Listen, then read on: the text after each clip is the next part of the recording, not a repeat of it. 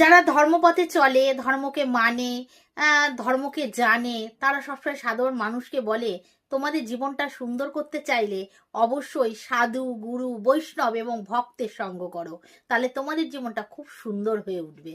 কেন বলে তারা? কিসের জন্য বলে? আর এই সঙ্গ করলে আমরা কি পাবো? কেনই বা করব?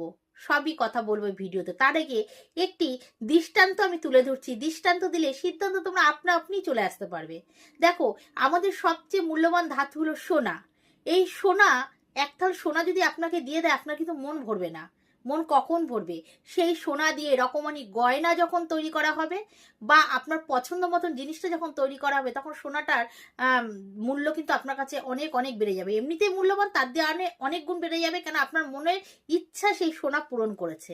কিন্তু সেই সোনা দিয়ে, খাঁটি সোনা দিয়ে গলানো, গলিয়ে গয়না গড়ানোর জন্য সেই সোনাকে সোহাগার সংস্পর্শে আনতে হবে।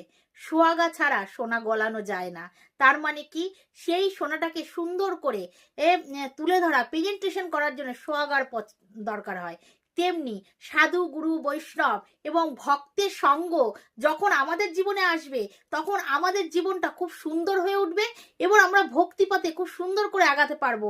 আর আমাদের জীবন দেখে সবাই ধন্য ধন্য করবে, বলে কি সুন্দর ভক্ত, তার ব্যবহার কি, তার আচরণ কি।